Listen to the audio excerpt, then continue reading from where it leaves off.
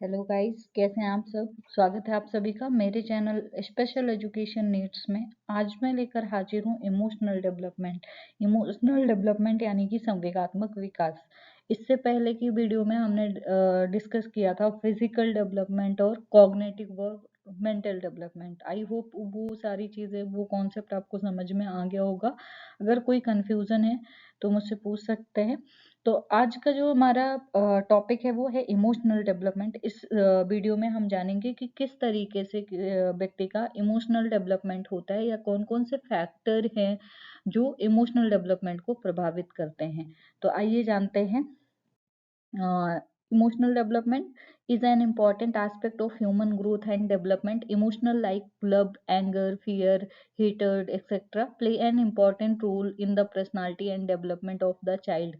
Emotional behavior of a person not only affect his physical growth and development but also affect the development of intellectual, social, moral and aesthetic sense. मतलब जो emotional development है ये human growth और development का एक important aspect माना जाता है। इमोशनल जैसे लव होता है, एंगर होता है, फियर होता है, हेट होता है, ये सारी चीजें इमोशन होती हैं। ये बहुत ही अहम भूमिका निभाते हैं पर्सनालिटी डेवलपमेंट में। एक बच्चे की पर्सनालिटी डेवलपमेंट में या बच्चे के व्यक्तित्व के विकास में बहुत ही महत्वपूर्ण भूमिका निभाते हैं। Emotional behaviour of a person not only affect his physical growth and but development but also affect development of intellectual. मतलब जो इमोशनल बिहेवियर है वो पर्सन का सिर्फ फिजिकल ग्रोथ ही नहीं अफेक्ट करता है, बल्कि उसके जितने भी डेवलपमेंट होते हैं, चाहे वो बौद्धिक विकास हो, चाहे वो सोशल डेवलपमेंट हो यानी कि सामाजिक विकास हो, चाहे वो मोरल डेवलपमेंट हो या एस्थेटिक सेंस हो, ये सारे चीजें प्रभावित करती हैं, सारे विकास को प्रभावित करता है।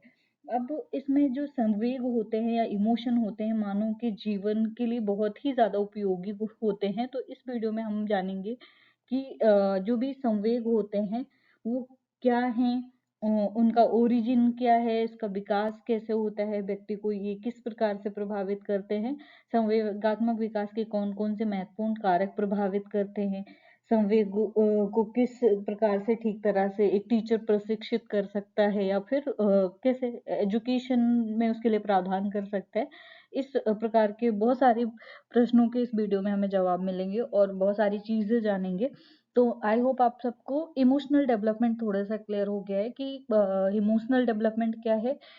एक ऐसा विकास है जो मनुष्य के वृद्धि और विकास को बहुत ही ज्यादा प्रभावित करता है, चाहे इंटेलेक्चुअल डेवलपमेंट हो, चाहे सोशल डेवलपमेंट हो, चाहे मोरल डेवलपमेंट हो, चाहे एस्थेटिक डेवलपमेंट हो। इन सब चीजों में बहुत ही ज्यादा इमोशन जो है वो बहुत ज्यादा प्रभावित होता है। नेक्स्ट देखते हैं meaning of emotion. The word emotion is Hindi variation of English word emotion etymologically. The word emotion is believed to be derived from the Latin word emovere, which is used in the sense of to excite, to stir, to affable, to causes a revolution। हम अगर संवेग की बात करें या संवेग की बात करें तो जो संवेग है वो शब्द अंग्रेजी के इमोशन शब्द का हिंदी रूपांतरण है। शब्द जो आया है ये इमोशन शब्द की उत्पत्ति कहाँ से हुई थी, कहाँ से ये उत्पन्न हुआ है। लैटिन भाषा के शब्द इमोवेयर से ये उत्पन्न हुआ है और इसका जो अर्थ है वो है उत्तेजित करना या फिर हलचल मचाना या फिर उथल पुथल या फिर क्रांति उत्पन्न करने जैसे अर्थों में प्रयुक्त होता है। तो जो इमोशन है, इमोशन का मतलब क्या है। लैटिन भाषा का अगर हम शाब्दिक अर्थ देखें तो लैटिन भाषा के शब्द इमोवेयर से लिया गया है और जिसका अर्थ होता है उत्तेजित करना, हलचल मचाना, उथल पुथल या क्रांति उत्पन्न करना। तो जो इमोशन होता है, जैसे हमें बहुत ज्यादा गुस्सा आता है, बहुत ज्यादा खुश होता है, तो वो कहीं ना कहीं एक हलचल होता है, उथल पुथल होता है। या बहुत ज्यादा एक्साइटेड होते हैं तो खुश होते हैं, बहुत ज्यादा उथल पुथल होती है, सैड होते हैं, तो ये सारी चीजें कहीं ना कहीं हमारा इमोशन डेवलपमेंट कहलाती है या इमोशन कहलाता है। नेक्स्ट आगे हम जानेंगे कि डेफिनेशन क्या है इमोशन की। तो आई होप आप सभी को इमोशन समझ में आ गया होगा। नेक्स्ट है डेफिनेशन ऑफ इमोशन। संवेग किसी प्राणी की गतिमय और हलचल पूर्ण अवस्था है। व्यक्ति को स्वयं ये अपनी भावनाओं को उत्तेजनापूर्ण स्थिति प्रतीत होती है। दूसरे व्यक्ति को ये उत्तेजित अथवा अशांत मांसपेशियों और ग्रंथियों की एक प्रक्रिया के रूप में दिखाई देती है। जो वुडवर्थ हैं, इन्होंने मतलब जो भी इमोशन है, इमोशन को परिभाषित किया था, तो इन्होंने बोला है कि जो इमोशन है एक गति में और हलचल पूर्ण अवस्था है। मतलब मूव्ड और stripped up state and organism बोला है इन्होंने कि एक हलचल पूर्ण अवस्था है, जिसमें क्या होता है, व्यक्ति स्वयं अपनी भावनाओं को उत्तेजनापूर्ण स्थिति प्रतीत होती है। मतलब जब बहुत ज्यादा एक्साइटेड होते हैं, उत्तेजना होती है, अपने जब इमोशन आते हैं तो उत्तेजनापूर्ण यानी कि एक्साइटमेंट प्रतीत होती है। और दूसरे को ये जो एक्साइटमेंट होती है, वो दूसरों को क्या लगता है कि अशांत मांसपेशियां या ग्रंथियों की एक प्रक्रिया के रूप में दिखाई देती हैं। आगे देखते हैं। दूसरी जो डेफिनेशन है क्रो एंड क्रो के अनुसार 1973 में इन्होंने ये डेफिनेशन दी थी। तो इन्होंने जो डेफिनेशन दी थी, emotion is an effective experience and accompanies generalized inner adjustment and mental and physiological state the individual and that show itself in his overt behavior।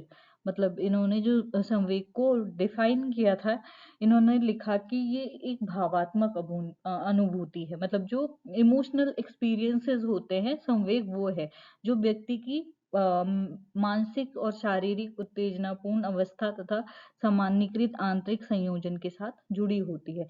जैसे हमें फील होता है, मतलब मेंटल और फिजिकल जो भी इमोशन होते हैं, जब हम उसका सामान्यीकरण करते हैं, समायोजन करते हैं, बहुत ज़्यादा खुशी होती है, बहुत ज़्यादा दुःख होता है, जब उसका जनरलाइजेशन करते हैं तब संवेग उत्पन्न होते हैं, और जिसकी अभिव्यक्ति द्वारा प्रदर्शित बाह्य बिहेवियर द्वारा होती है। और इसकी अभिव्यक्ति कैसे होती है, बाहर दिखाई देती है लोगों को, इस तरीके से इसकी अभिव्यक्ति होती है। नेक्स्ट जो डेफिनेशन है चार्ल्स जी मॉरिस ने दी थी 1979 में। इन्होंने जो इमोशन है इसको बताया, emotion is a complex affective experience that in we lives diffuse psychological change and can be expressed overtly in characteristic behaviour pattern.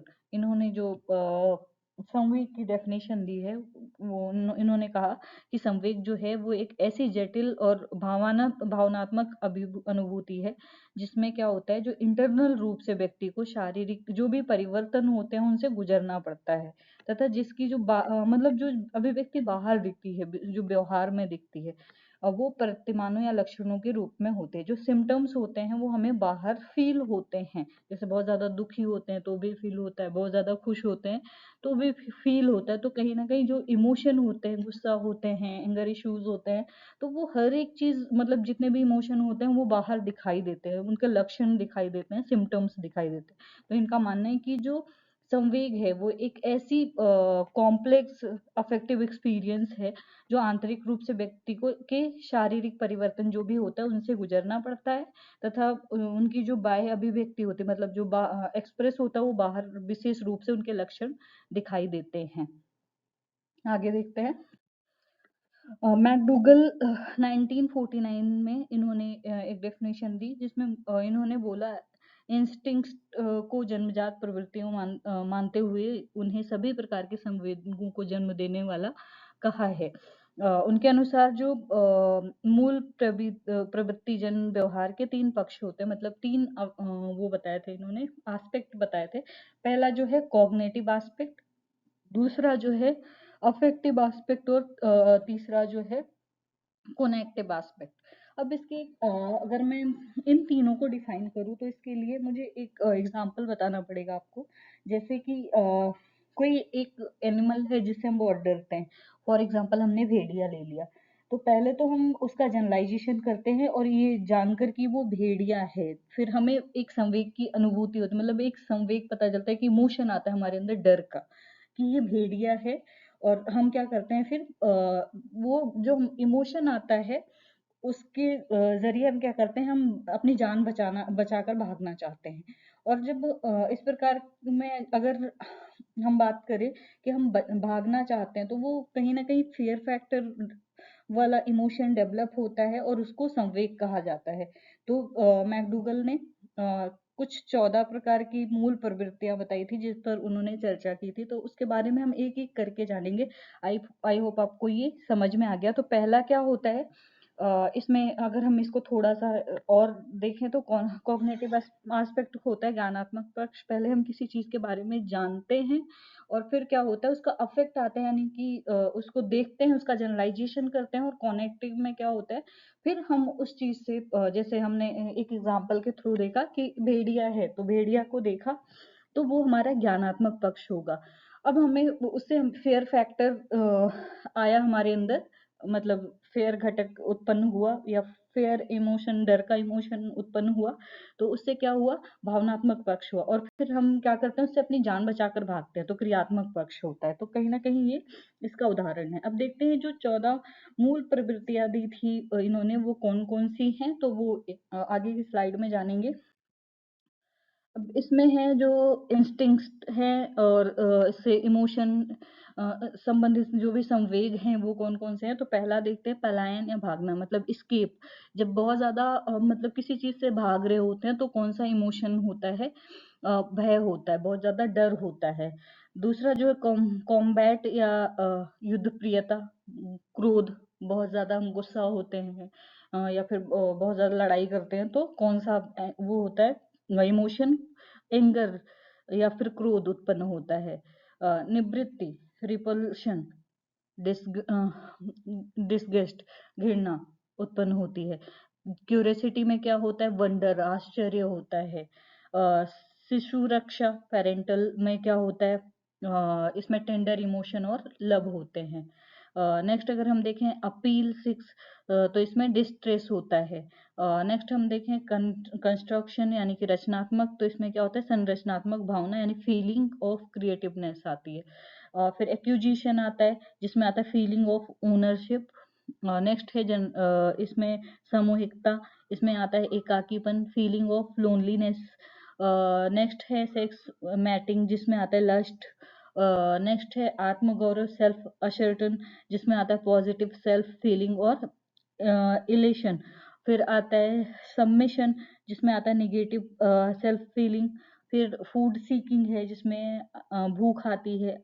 अब नेक्स्ट है, सॉरी, लाफ्टर जिसमें होता है आमोद यानी कि अम्यूजमेंट।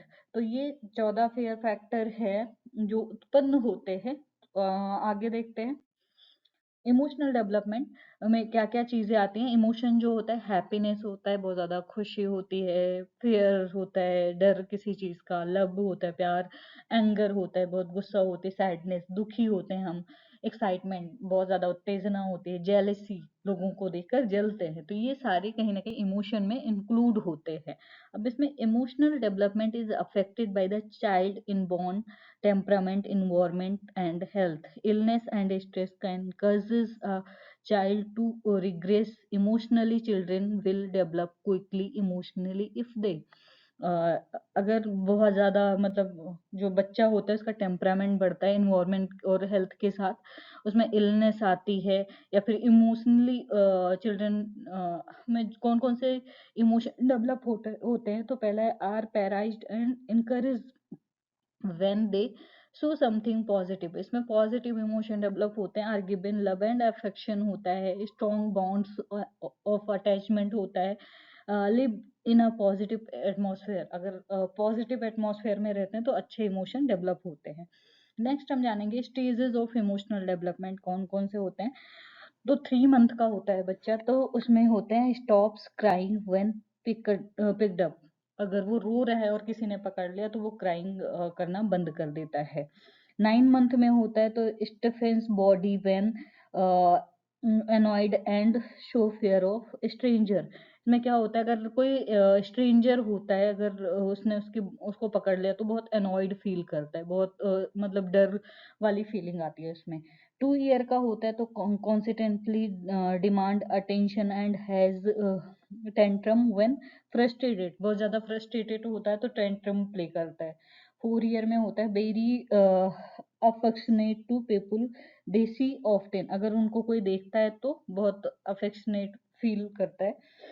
6 मंथ में enjoy being played with and laugh, वो क्या करता है 6 मंथ में मतलब एंजॉय के साथ खेलता है और हंसता है। 12 मंथ में egocentric and very dependent on families adult. 12 month में इगोसेंट्रिक होता है और फैमिली पे हद से ज्यादा डिपेंड होता है। 3 ईयर में है become less egocentric and shown feeling and concern for other. 3 year में होता है मतलब इगोसेंट्रिक फीलिंग कम हो जाती है और दूसरों के लिए कंसर्न और मतलब फीलिंग शेयर करना स्टार्ट कर देता है। 5 ईयर में comfort playmates and distress and will respond to reasoning. इसमें क्या करता है मतलब जो भी प्लेमेट्स होते हैं उनके साथ कंफर्टेबली खेलने लगता है, डिस्ट्रेस होता है और रीजनिंग पे रिस्पॉन्ड करना स्टार्ट कर देता है। आगे देख। नेक्स्ट है nature and characteristic of emotion, यानी कि इमोशन की प्रकृति और उसकी विशेषताएं क्या है। तो हम फर्स्ट जो डिस्कस करने वाले हैं ये है the emotion experience are associated with some instincts और बायोलॉजिकल ड्राइव। अगर हम बात करें संवेगात्मक अनुभूतियों के साथ कोई ना कोई मूल प्रवृत्ति अथवा मूलभूत आवश्यकता जुड़ी होती है।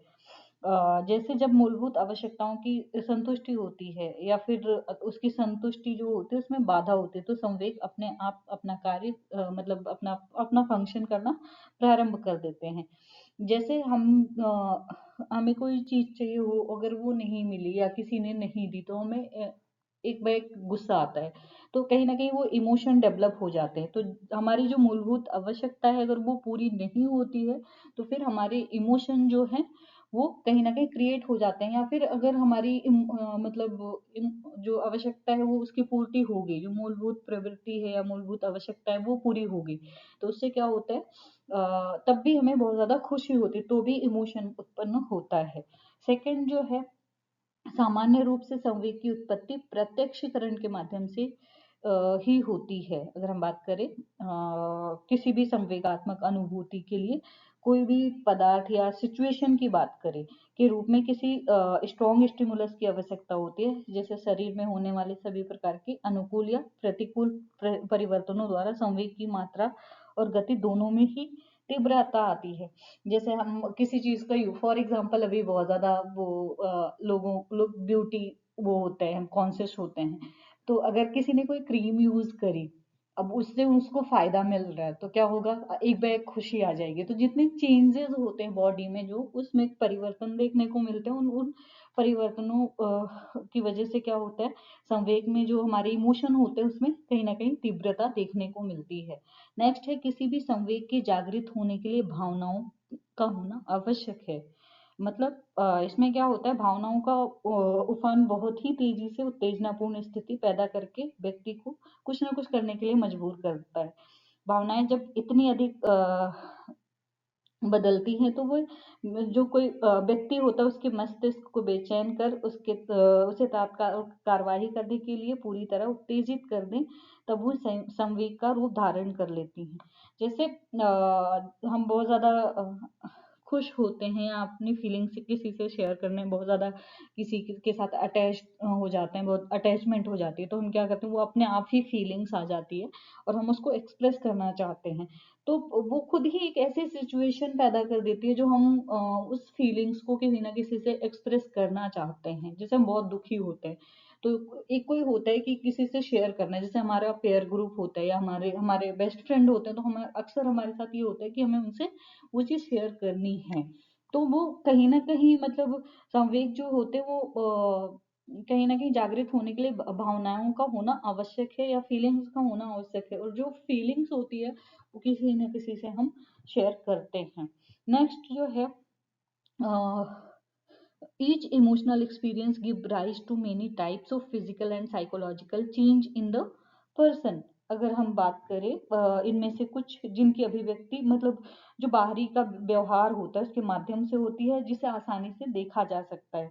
जैसे क्या होता है बहुत बार हमारी आंखें फैल जाती हैं या फिर उनमें आंखों के जो डोरे होते हैं वो लाल हो जाते हैं या चेहरा लाल हो जाता है या फिर आंसू बहते रहते हैं, या फिर अगर हम बात करें तो हमारे हार्ट बीट बढ़ती रहती है या फिर हार्ट बीट तेज हो जाती है या फिर कभी कभी गला रुंध जाता है या फिर गूज बम होते हैं, रोंगटे खड़े हो जाते हैं या फिर कांपने लगते हैं। तो ये कहीं ना कहीं जो संवेग होते हैं उसमें जो परिवर्तन होते हैं उनकी वजह से शरीर में भी वो चेंजेस देखने को मिलते हैं। आगे देखिए, काइंड्स ऑफ इमोशन, अगर हम बात करें काइंड्स ऑफ इमोशन या संवेगों के प्रकार की कि संवेग कितने प्रकार के होते हैं, तो कई हैं। तो सबसे पहले हम देखेंगे पॉजिटिव इमोशन और नेगेटिव इमोशन। सबसे पहले पॉजिटिव इमोशन जो होता है सकारात्मक संवेग, जिसमें क्या होता है emotional that make love fun, creativity etcetera which prove to benefit and useful for both the individual and the society are called positive emotion. ये जो होता है इसमें लव होता है, फन होता है, क्रिएटिविटी होती है, एक्सेट्रा, जो ये चीजें होती हैं, ये क्या होती है जो मतलब हमारे मन को बहुत ज्यादा आनंदित करती है, जिससे हमें बहुत ज्यादा खुशी फील होती है, बहुत आनंद आता है। तो व्यक्ति और समाज दोनों के लिए हित के लिए उपयोगी सिद्ध होते हैं, जो हमारे लिए अच्छी होती हैं, उपयोगी होती हैं, वो पॉजिटिव इमोशन कहलाते हैं। और जो नेगेटिव इमोशन है, फीलिंग ऑफ सैडनेस है, like fear, anger, jealousy etcetera, तो ये इन चीजों से जिन जो हमारे लिए अच्छे नहीं होते हैं या अहितकार सिद्ध होते हैं, वो नेगेटिव इमोशन कहलाते हैं। तो जो पॉजिटिव और नेगेटिव इमोशन है, दोनों प्रकार के इमोशन से ये नहीं सोच लिया जाना चाहिए कि जो पॉजिटिव इमोशन है हर अवस्था में अच्छे ही होते हैं, या फिर जो नेगेटिव इमोशन है वो हमेशा बुरे ही होते हैं। जो भी इमोशन होते हैं उनका प्रभाव का जब हम मूल्यांकन करते हैं, तो उनकी जो तीव्रता होती है या उनकी जो फ्रीक्वेंसी होती है, इंटेंसिटी होती है, स्टिमुलस का नेचर होता है, या उससे संबंधित जो सिचुएशन होती है उसके ऊपर पूरा पूरा ध्यान देने की आवश्यकता होती है। अगर हम बात करें निगेटिव सदैव बुरी होती हैं, संवेग चाहे वो सकारात्मक हो या नकारात्मक, उनकी अधिक तीव्रता, अत्यधिक आवृत्ति, अहितकार से मतलब ज्यादा खुशी भी अच्छी नहीं होती और ज्यादा दुख भी अच्छा नहीं होता। तो पॉजिटिव इमोशन भी ज्यादा अच्छे नहीं होते और निगेटिव इमोशन नहीं भी ज्यादा अच्छे नहीं होते। इन पर कंट्रोल होना बहुत ज्यादा जरूरी है, जो भी है, चाहे पॉजिटिव हो या निगेटिव हो। उदाहरण के लिए अगर हम देखें, संवेग द्वारा व्यक्ति अपने आने वाले खतरों का सामना करने के लिए तैयार कर हो सकता है, जैसे जो निगेटिव चीजें होती हैं। एक बच्चा जिसमें डर का संवेग होता है, अगर वो डरता है तो वो कभी गलत काम नहीं करता है, जैसे सांप को पकड़ना, कुत्ते से के मुंह में उंगली डालना या छत से छलांग लगाना, तो बहुत सारी चीजें हैं। अगर वो डर डर का फैक्टर है उसमें, तो वो क्या करेगा, कभी गलत काम नहीं करेगा। तो कहीं ना कहीं दोनों चीजें बैलेंस, दोनों चीजों में बैलेंस चाहिए, दोनों चीजों का बैलेंस बहुत जरूरी है। और जब बैलेंस होता है तो ही ये जो इमोशन है ये फायदेमंद साबित होते हैं। नेक्स्ट आगे देखेंगे। नेक्स्ट जो है इंटरनल बॉडली चेंज, यानी कि आंतरिक शारीरिक परिवर्तन, ये भी एक टाइप का इमोशन है या काइंड्स ऑफ इमोशन है। तो जो काइंड इंटरनल बॉडली चेंज होता है, ये जो इमोशन होता है, ये जो हमारे शरीर की इंटरनल फंक्शन होते हैं, इस पर बहुत ही ज्यादा गंभीर असर डालता है। अगर हम इसमें बात करें, फर्स्ट जो है उसमें क्या होता है, हार्ट बीट। अगर संवेग के दौरान अगर हार्ट बीट पर बहुत ज़्यादा असर पड़ता है, अक्सर ये सामान्य से बहुत ज़्यादा तेज हो जाती है। तो कहीं न कहीं अगर बहुत ज़्यादा बढ़ जाए तो दिक्कत आती है। तो ये इससे क्या होता है, हम जो भी आंतरिक शारीरिक परिवर्तन होते हैं उस पर बहुत ही ज़्यादा गहरा प्रभाव डालती है। जैसे हमारे अंदर इमोशन आते हैं, तो किस तरीके से इंटरनल बॉडी चेंज होती है, हार्ट बीट बढ़ती है तो क्या होता है, धक-धक की बहुत ज़्यादा वो हो जाती है, मतलब हार्ट बीट कभी तेज़ हो जाती है तो असामान्य हो जाती है। इसके अलावा दूसरा जो है ब्लड प्रेशर है, व्यक्ति का जो ब्लड प्रेशर है वो बढ़ जाता है, तथा जो ब्लड सर्कुलेशन है उस पर भी गहरा असर पड़ता है। नेक्स्ट जो वो है रेट ऑफ रेस्पिरेशन, यानी कि श्वास की गति।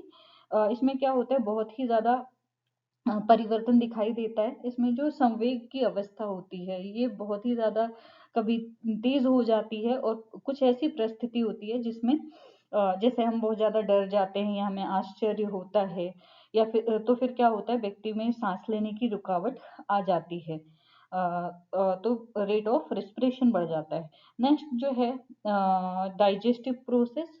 डाइजेस्टिव प्रोसेस में होता है, ये भी बहुत ज्यादा गहरा असर डालती है। इसमें क्या होता है, प्रयोग द्वारा ये अच्छी तरह सिद्ध हो चुका है, मतलब कुछ प्रयोग किए गए थे जिसमें एक्सपेरिमेंट किए गए थे जिसमें सिद्ध हुआ था कि जो भी डाइजेस्टिव प्रोसेस है उसका असर हमेशा इमोशन पर पड़ता है। जैसे पेट और आंतों की क्रियाएं जो होती हैं वो कम हो जाती हैं, जिसकी वजह से क्या होता है, जो डाइजेस्टिव प्रॉब्लम बढ़ती है ये बहुत धीमी हो जाती है, लार की ग्रंथियां या लार की मात्रा में काफी गिरावट आ जाती है।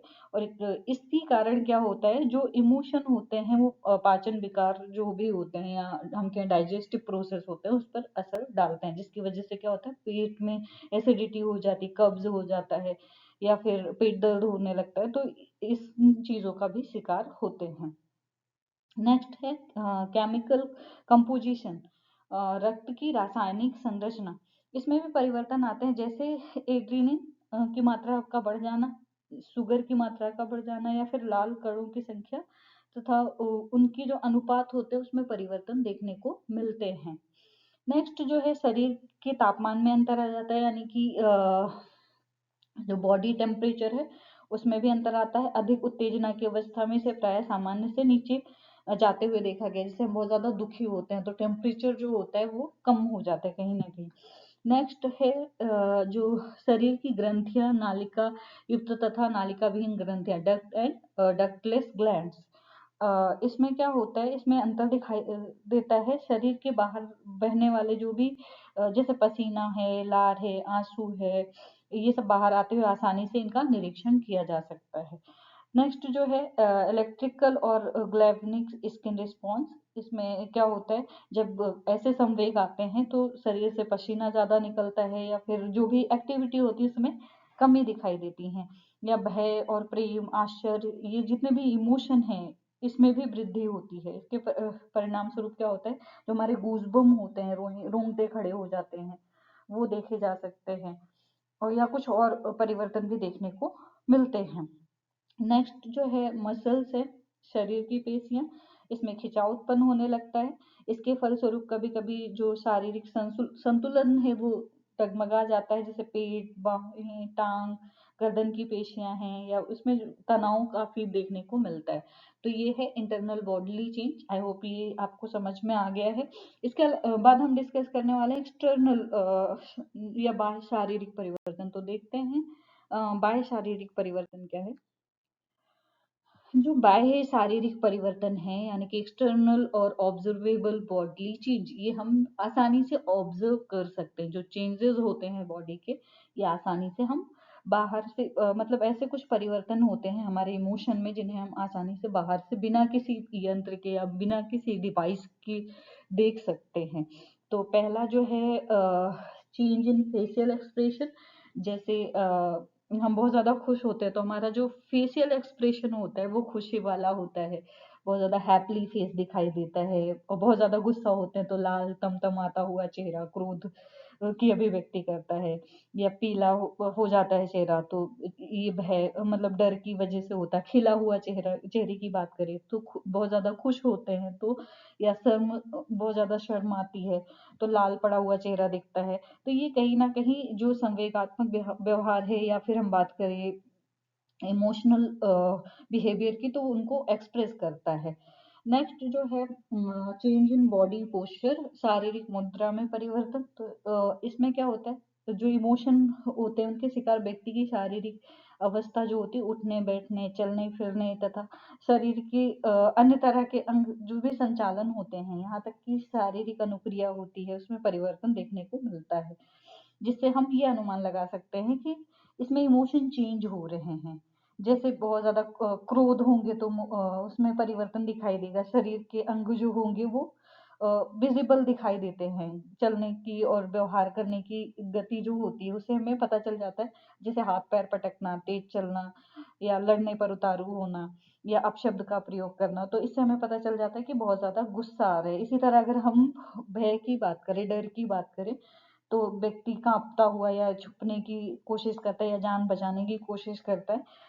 इसके अलावा अगर हम लव की बात करें तो जिसमें क्या होता है, उल्लास, विषाद आदि संवेग या बहुत ज्यादा खुशी अभिव्यक्ति दिखाई देती है। शारीरिक क्रियाओं के द्वारा हमें पता चल जाता है कि बहुत ज्यादा व्यक्ति खुश है, तो ये चीजें इसमें दिखाई देती हैं।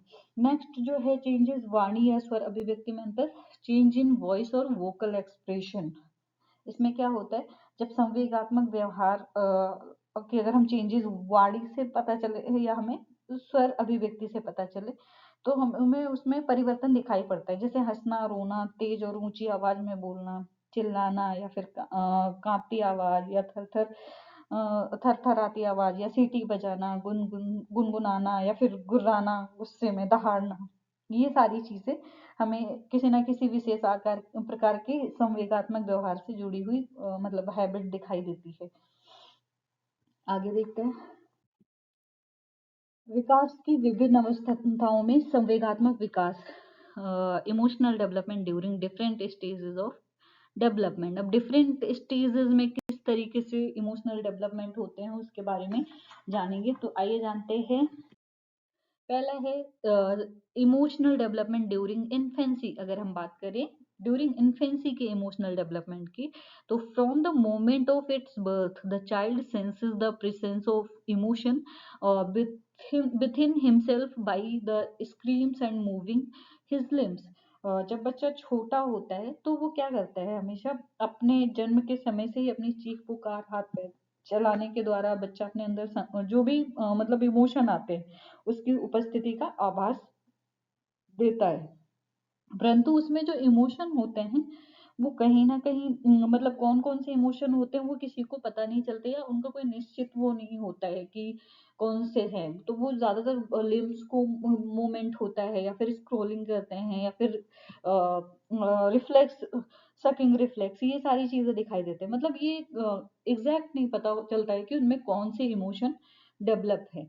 नेक्स्ट देखें, इस तरह की जो प्रारंभिक अवस्था में बच्चा किसी भी दीपक के प्रति बिना उसको जाने पहचाने समान उत्तेजना के रूप में संवेगात्मक अभिव्यक्ति करता है।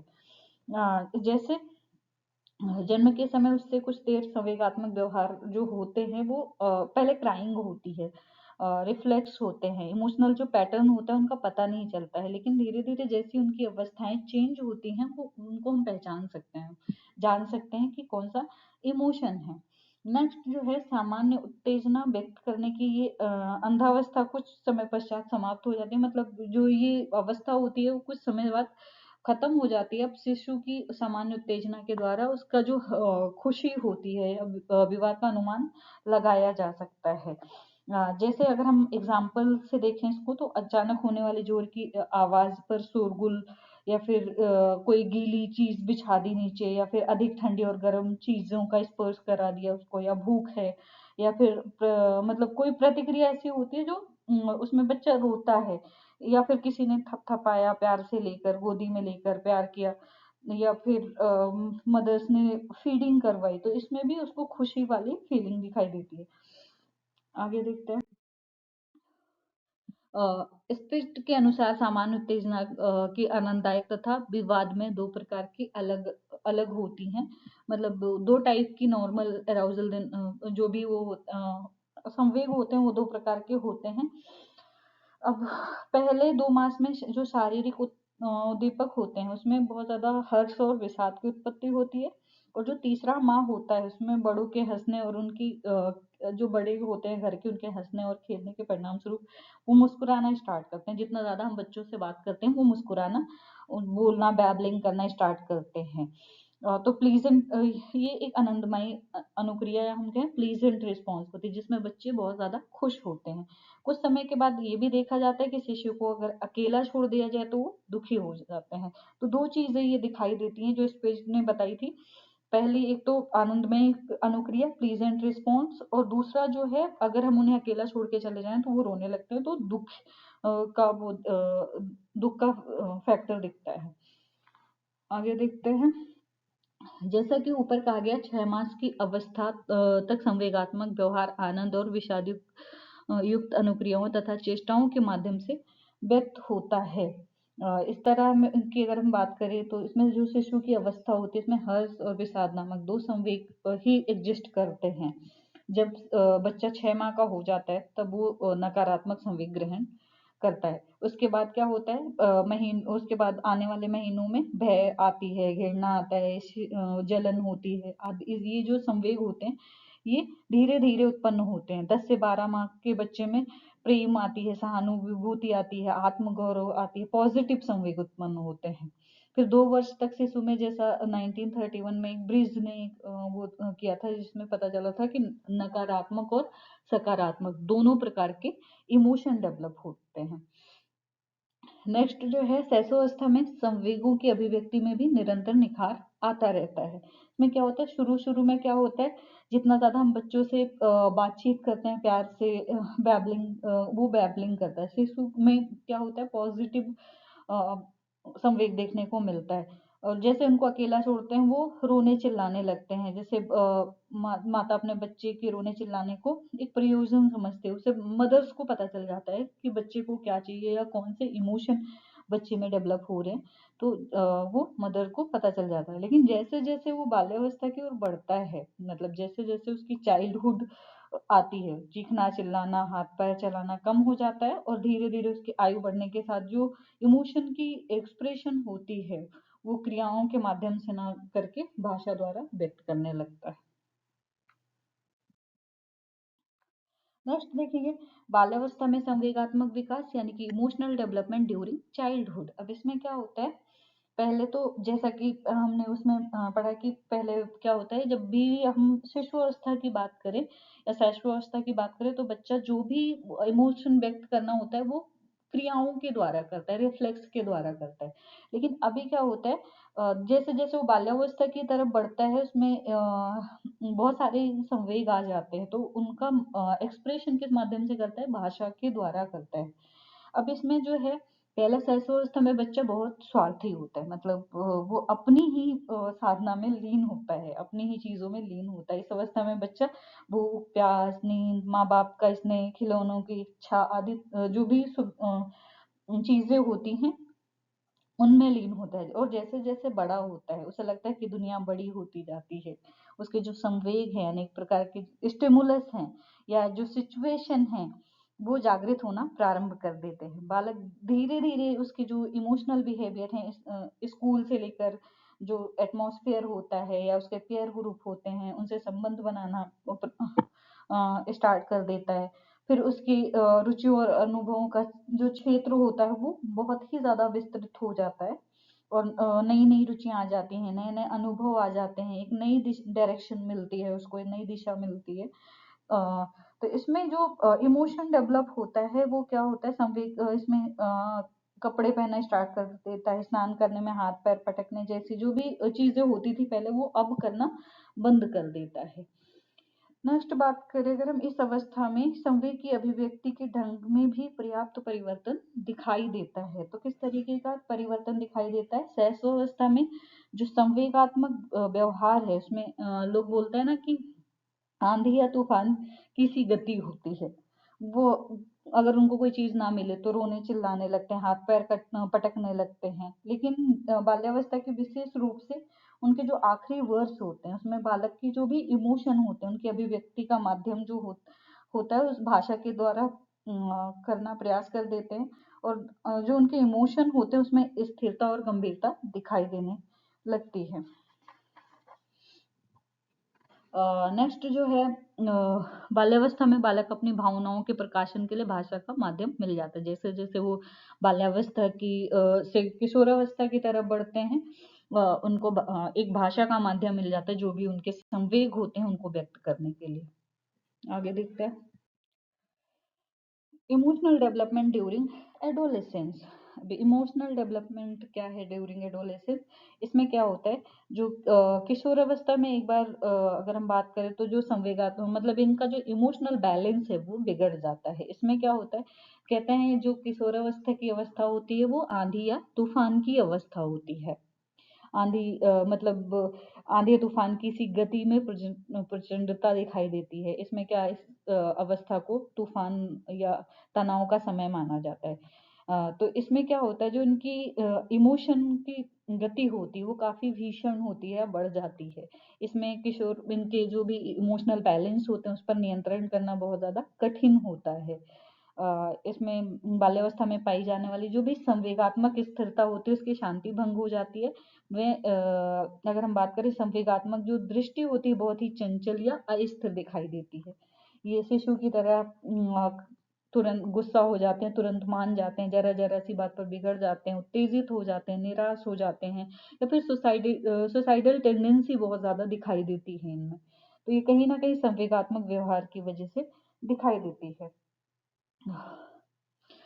जरा और उसके अलावा अगर हम बात करें तो हेडो रिपोर्ट ने इसमें एक चीज़ और बताई थी कि युवाओं में जो धमनियों में 11 से 12 वर्ष की अवस्था में से एक ज्वर उमड़ना प्रारंभ होता है, उसे किशोरावस्था के नाम से पुकारा जाता है और ये जो ज्वर होता है बाढ़ का रूप धारण कर सकता है, परंतु अगर इस प्रचंड जल प्रवाह को पूरी शक्ति के साथ अनुकूल दिशा में प्रवाहित किया जाए तो ये अपने निश्चित लक्ष्य पर पहुंच सकता है। मतलब ये एक ऐसी अवस्था होती है जिसमें बच्चा जो किशोर होता है वो कुछ बन भी सकता है और बिगड़ भी सकता है।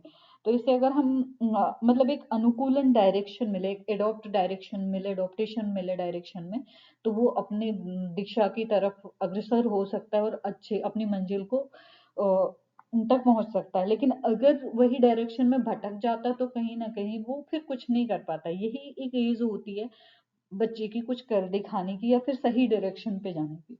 तो इसमें बहुत ज़्यादा ज़रूरत होती है इनको एक इमोशनल कंट्रोलर की या फिर एक ऐसे हम कहें एक टीचर्स का बहुत बड़ा योगदान होता है इसमें। नेक्स्ट जानेंगे इमोशनल डेवलपमेंट ड्यूरिंग एडल्टहुड। अब जो इमोशनल डेवलपमेंट है ड्यूरिंग एडल्टहुड तो वो क्या है इसके बारे में जानेंगे।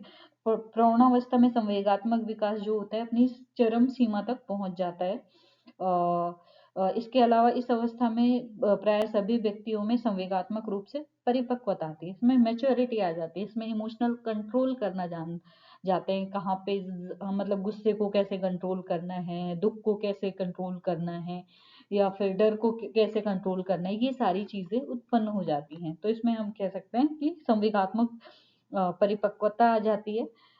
इसमें संवेगात्मक परिपक्वता है वो क्या है इसके बारे में हम और आगे जानेंगे। तो देखते हैं संवेगात्मक परिपक्वता का अर्थ मीनिंग ऑफ इमोशनल मैच्योरिटी। सबसे पहले संवेग की अभिव्यक्ति, एक्सप्रेशन ऑफ इमोशन।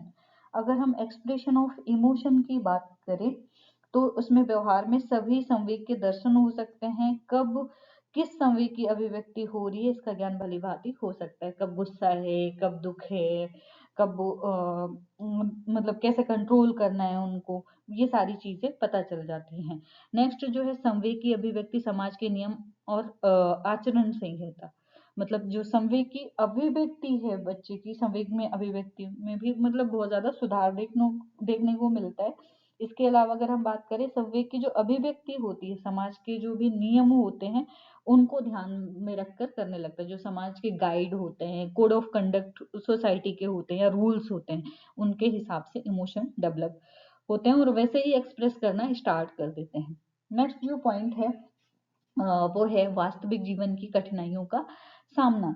तो इसमें क्या होता है वो जो भी अपने संवेग पर कंट्रोल करना स्टार्ट कर देते हैं बहुत ही व्यर्थ में, बहुत ज्यादा मतलब जैसे किशोरावस्था में क्या होता है बहुत ज्यादा भड़क जाते हैं, तुरंत बहुत ज्यादा गुस्सा आ जाता है। तो उसमें क्या होता है उन भावनाओं पे मतलब कंट्रोल करना, छुपाने की वो आ जाती है, संवेगात्मक उफान जो होते हैं उनको कंट्रोल करने की और छुपाने की क्षमता आ जाती है। नेक्स्ट जो है वास्तविक जीवन की कठिनाइयों का सामना। अ, अब वो क्या करते हैं जो भी आदर्शवादिता के चक्कर में ना पड़ के कि मुझे एक्टर बनना है, मुझे डॉक्टर बनना है या फिर यथार्थवादी बनना है, किसी को अपना आइडियल मानकर उनकी तरह बनने की कोशिश करते हैं। तो इसमें क्या होता है मतलब जो रियल लाइफ होती है उससे मतलब उसे डील करना स्टार्ट कर देते हैं। वो जो भी उनका डे ड्रीमिंग होती है या जो सपनों का संसार होता है उसमें ना खोकर जो उनकी रियल लाइफ होती है उसकी कठिनाइयों का सामना करना स्टार्ट कर देते हैं। आगे देखते हैं गलत व्यवहार पर पर्दा डालने का प्रयत्न। अब उसमें क्या करते हैं जो गलत व्यवहार होता है या फिर हम उस पर पर्दा डालने का प्रयत्न नहीं करते हैं, ना ही इसके लिए कोई तर्क मतलब या बहस करते हैं, ना दूसरों के लिए ना मतलब दूसरों को रिस्पॉन्सिबल ठहराते हैं, जैसे जो गलत है वो गलत है तो उस पर पर्दा डालने की कोशिश भी नहीं करते हैं। नेक्स्ट है पर्याप्त आत्मसम्मान और स्वाभिमान। जो जिसमें क्या है पर्याप्त आत्मसम्मान और स्वाभिमान जो होता है, इसमें कोई ऐसा काम नहीं करना चाहते जिसकी वजह से किसी के स्वाभिमान को या आत्मसम्मान को ठेस लगे या उस पर आँच आए। नेक्स्ट जो है, समाज के नियमों और आचार संहिता के अनुकूलन चलने का प्रयास। वो मात्र अपने ही हित में के साधन में संलग्न नहीं रहते, मतलब वो दूसरों का ध्यान भी रखते हैं, समाज की जो सामाजिक संबंध है उनको बनाए रखने, एक अच्छी रिलेशनशिप बिल्डअप करने की कोशिश करते हैं, जो भी समाज के नियम है उनके अनुसार चलने का प्रयास करते हैं। नेक्स्ट जो है, संवेगों को समय और स्थिति के अनुरूप ठीक प्रकार से व्यक्त करने में पूरी तरह समर्थ। तो जो भी उनके इमोशन होते हैं वो समय और स्थिति के अनुसार व्यक्त करना स्टार्ट कर देते हैं। जैसे बहुत ज्यादा दुखी होते तो खुशी वाली चीजें नहीं करते हैं, या फिर मतलब जो चीजें एडोलेसेंस में होती है, या फिर हम बात करें शैशवावस्था में होती हैं, वो यहाँ पर नहीं होती हैं। वो चीज, उन चीजों में काफी सुधार आ जाता है, तो इमोशनल बैलेंस आ जाता है, इमोशनल कंट्रोल करना आ जाता है। तो इन्हें ये पता होता है किस समय और किस स्थिति में किस इमोशन को व्यक्त करना चाहिए, ये चीज इनको पता होता है। आगे देखते हैं। अब नेक्स्ट है जो संवेदनात्मक विकास को प्रभावित करने वाले कारक, कौन कौन से ऐसे फैक्टर हैं जो इमोशनल डेवलपमेंट को प्रभावित करते हैं। अब देखते, सबसे पहला जो फैक्टर है, हेल्थ एंड फिजिकल डेवलपमेंट।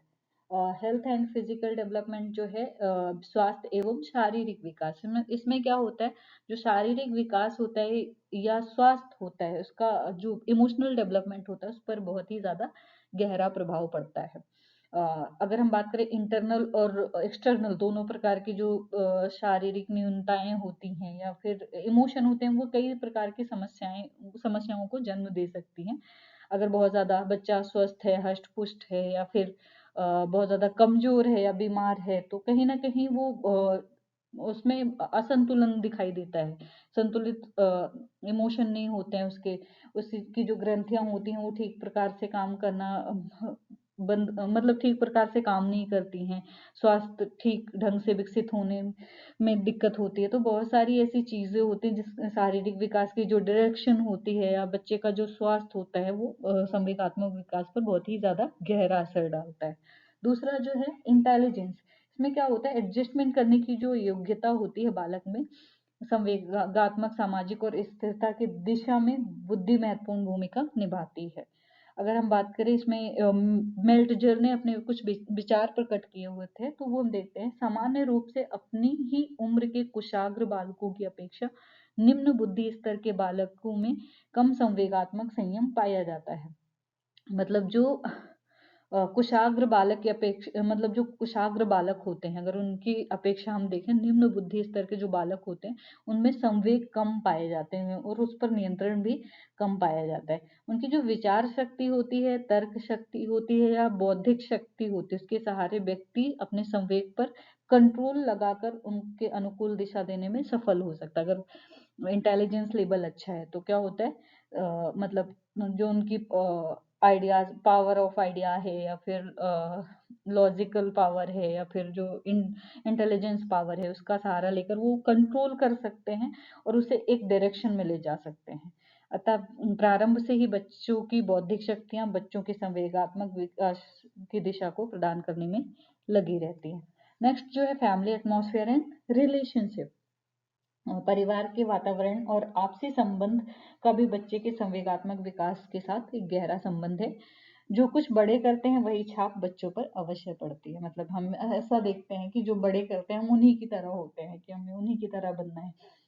अगर बड़ों का जो जैसा संवेगात्मक व्यवहार होता है, अगर घर में कोई बहुत ज्यादा स्ट्रिक्ट है तो बच्चे भी उन्हीं की तरह स्ट्रिक्ट होते हैं या फिर उन्हीं की तरह व्यवहार करना सीख जाते हैं। जिस घर में ज्यादा लड़ाई झगड़े होते हैं या फिर पारिवारिक वातावरण बहुत ज्यादा क्रोध होता है, डर होता है, चिंता होती है, जलन होती है, तो वैसी ही चीजें वहां पर होती हैं, वहां पर वही चीजें होती हैं। लेकिन अगर हम देखें बहुत ज्यादा किसी फैमिली में प्रेम है या फिर दया है, सहानुभूति है, आत्मसम्मान है, ये ऐसा वातावरण अगर बच्चों को मिलता है तो क्या होता है, उनमें पॉजिटिव चीजें देखने को मिलती हैं।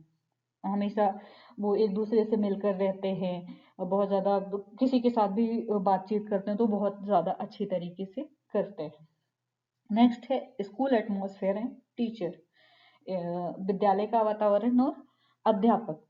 विद्यालय का वातावरण भी बालक के जो इमोशनल डेवलपमेंट है उस पर पूरा पूरा प्रभाव डालता है। अगर स्वस्थ और अनुकूल वातावरण मिलता है बच्चे को तो उनका जो इमोशनल बैलेंस है उसमें संतुलन होता है और वो एडजस्टमेंट बहुत ही आसानी से कर पाते हैं। लेकिन अगर ऐसा वातावरण उनको नहीं मिलता है तो क्या होता है, वो एडजस्टमेंट नहीं कर पाते हैं। अगर उनका जो सामाजिक परिवेश होता है, या फिर हम बात करें लर्निंग का जो लेवल होता है, या फिर जो कैरिकुलम होता है, क्रियाएं होती हैं, सामाजिक कार्यों की व्यवस्था होती है, वो कहीं ना कहीं बहुत ज़्यादा प्रभावित होती है इन चीज़ों की वजह से। नेक्स्ट है social development and pair group relationship. जो सोशल डेवलपमेंट और पेयर ग्रुप रिलेशनशिप है वो भी कहीं ना कहीं जो इमोशनल डेवलपमेंट है उस पर बहुत ही गहरा छाप डालती है। जैसे जितना ज़्यादा बच्चा अधिक सामाजिक होगा, उसके जो इमोशनल डेवलपमेंट है वो बहुत ज़्यादा मेच्योर होंगे और वो बहुत ज़्यादा संयमशील दिखाई देगा। लेकिन अगर वो ज़्यादा सामाजिक नहीं होगा, इंट्रोवर्ट होगा, तो फिर उसमें कहीं न कहीं एडजस्टमेंट करने में बहुत ज़्यादा कठिनाई दिखाई देती है। जितना एक अच्छी रिलेशनशिप बिल्डअप करता है अगर बच्चा लोगों से मिलता-जुलता है, लोगों से अच्छी बातचीत करता है या फिर हर काम में भूमिका निभाता है, तो उसमें पॉजिटिव रिस्पॉन्स देखने को मिलते हैं। नेक्स्ट है लास्ट जो नेबरहुड सोसाइटी, परिवार और विद्यालय के अतिरिक्त बच्चों का अपना पड़ोस, समुदाय, समाज जिसमें वो रहता है, वो भी बहुत ज़्यादा इमोशनल डेवलपमेंट को प्रभावित करते हैं। जैसे इसमें क्या होता है, अगर बच्चे का जो एटमॉस्फेयर है, आसपास के लोग हैं वो अच्छे या बुरे हैं, तो उनकी आदतें अक्सर बच्चों को मिल जाती हैं। जैसे आज मैंने एक चीज़ देखी कि 2-4 बच्चे एक साथ खेल रहे थे, फिर वो आपस में गालियाँ निकाल रहे। तो वो क्यों निकालते हैं? क्योंकि उनको ऐसा उनका जो नेबरहुड है या सोसाइटी है, उनका एटमॉस्फेयर वैसा उनको मिला है, तो कहीं न कहीं उसका प्रभाव पड़ता है। आस-पास के वातावरण का प्रभाव पड़ता है इमोशनल डेवलपमेंट पर, तो वो वैसे ही बनते हैं। अगर बहुत ज़्यादा गुस्से वाली चीज़ें फैमिली है या लड़ाई करने वाले बच्चों के साथ रहते हैं, सोसाइटी के साथ रहते हैं, नेबर है वैसे, तो वैसा ही रिस्पॉन्स बच्चे भी करते हैं, वही क्रियाएँ बच्चे भी करते हैं। तो आई होप आपको इमोशनल डेवलपमेंट के जो फैक्टर हैं वो क्लियर हो गए होंगे। नेक्स्ट हम देखेंगे बच्चों के संवेगात्मक विकास में अध्यापक की भूमिका।